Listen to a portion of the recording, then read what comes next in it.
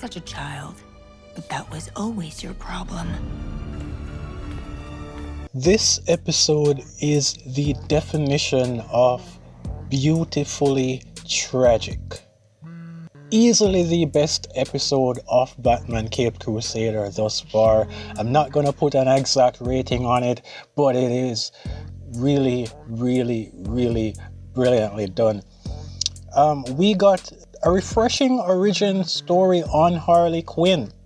Like, I'm not that familiar with all of the comic stuff, but I know that Batman the Animated Series was where Harley the character started out in the 90s, and we all know that Harley the character is brilliant. Like, the character stuff surrounding Harley is normally well done. The writing aspect, her personality, all of that, how she acts, all of that. But in terms of an actual character design, in terms of, to be blunt here, sexual appeal, attractiveness, all of that, my outright favorite version of Harley when it comes to that is from the animated series, is from the 90s. This episode 5, this version of Harley, both her normal human civilian appearance and her actual costume, they are the best that I have seen since the literal first iteration of Harley Quinn. This is the best one when it comes to just complete knockout.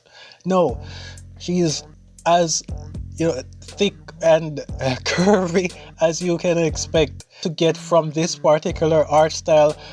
I like that her backstory here has absolutely nothing at all to do with the Joker. We actually haven't seen Joker at this point at all, or any prototype of Joker up to this point.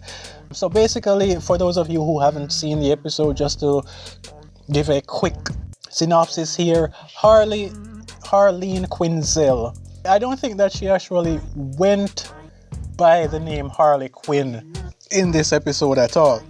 She is doing the psychiatrist version of what Robin Hood would do, which is probably a slightly darker spin on it, but that's pretty much what she is doing. So she has sessions with these people, these wealthy individuals. I don't think it was clearly stated if all of these people were messed up, but some, if not all of them, were shady individuals. They're not legally breaking laws, but they're not exactly upstanding, righteous citizens. But they're all in positions of power, and they're, for the most part, wealthy. So Harley, I'm gonna call her Harleen because it's not official yet that she's going by Harley. So Harleen, she would have sessions, have appointments with them, and then after multiple sessions, she would kidnap them, lock them up in a particular section of a mansion where her only true ally is this guy called Hastings. I think he's the one that owns the gigantic mansion where she hides these people that she kidnaps during her sessions. So she would have various brainwashing segments with them. By force or whatever, she would get them to do what she wants to do, which is to essentially give up their worldly possessions, and then afterwards they would try to kill themselves in whatever manner. So that's a really interesting backstory. I don't know if that's taken from any comic book story, but I like that thus far. And another thing that makes me like her even more, even though what she's doing is obviously wrong, it's not like Harleen has this foundation or this enterprise set up somewhere and she is trying to get these people to send funds to that secret enterprise. No, she's trying to get them to just do charitable donations. It's just that she's doing it by force, by brainwashing. So that's the main plot line. Batman eventually figures it out and tries to stop her. Barbara Gordon, Harleen's close friend as well, did eventually piece it together, and she and Batman They discovered where the various persons that Harleen captured, because they did their normal detective work thing and pieced things together. By the end of the episode, Harleen actually caught Batman, escaped, but then realized that Barbara's car was parked in the bushes, turned back, tried to get Barbara to leave. Barbara was trying to free Batman, who was knocked out at that point. The place was set to blow. Batman eventually fell off a section of the building that was collapsing. Harleen tried to get Barbara out of there. The place collapsed. Barbara ended up holding on to Harleen, who told Barbara to let her go, and then she fell off screen. And that's the last time we saw her in the episode, but that's not the last time we heard her in the episode, because another interesting thing, and probably my favorite subplot in this episode, was the romance between Renee Montoya and Harleen.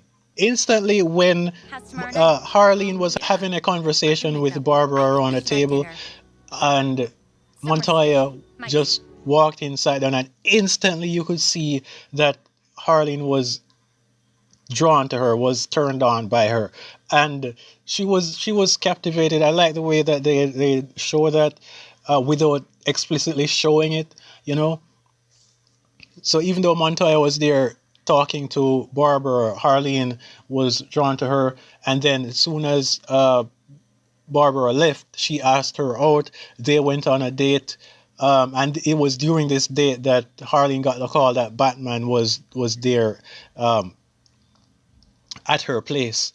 And so she shared a brief but very nice kiss with Montoya, and then that was that. But she planned to meet Montoya again, which didn't happen because the stuff happened at the building, at her secret hideout. And then she made the call to Montoya saying that she has to leave for a while, but when she returns, she'll look her up. Keep an eye on Barbie for me, okay? Harleen. Bye. Is everything okay? I've got to leave town for a while. I'll look you up when I'm back. Hello? Hey, Renee, it's me. I'm sorry I couldn't make it. Where are you? So that's what I meant when I said, even though when she fell, that was the last we saw her for, she's not dead, because she made a call to Montoya afterwards. So it was just a lovely episode, and it was sad as well, because right when Renee seems to find someone, because it's the modern era, we know that Harley that we know of right now is, she loves the same sex as her. So I like that they tried to incorporate this from Caped Crusader, which showed like the early years of Harley. But Renee Montoya, I didn't really know what side she was on. This is the first time I've seen anything from Montoya where she's actually romantically involved with someone, and I like that it was Harleen, and I like that they were both curvy, they were both thick with 2 C's, as we like to say nowadays. And her costume, wow, like they made it sexy without trying to make it sexualized, in a sense, if you know what I mean. But anyway, brilliant episode. Let me know what you guys think. Did you enjoy this episode? And if you haven't, did my explanation on this episode make you want to watch it? And I'm likely I think that at some point in the future I'm gonna be saying more about this, but that's it for now. Peace. Also adding to the magnetic attractiveness of this version of Harley, whoever did the voice acting, man. How many criminals do you have to catch before you feel better, Batman? I knew it when I profiled you for the police. I'm your type. Now. If you're not bleeding, you're not working hard enough. Whoever did that. I'm going to look her up right after that. I'm not going to look her up before doing this recording for this video, because I don't want to make this too crazy, but I'm going to look her up afterwards. But whoever voiced Harley Quinn in Batman Caped Crusader, Dr. Harleen Quinzel, What a voice. Like, she just made her sound so smooth, so sultry. Like, I'm working on my own series. I am going to need that particular voice. If unless it's some, maybe, I don't know if it's like a big shot like an A-list celebrity or whatever. If it's someone like that, then I'm gonna pass. But I don't know. She had a very lovely voice. Like, this is S tier. The voice acting that she did, it's S tier. It's like the whoever did Free Ren, the English dub version of Free Ren. Those are S tier female voices. Peace.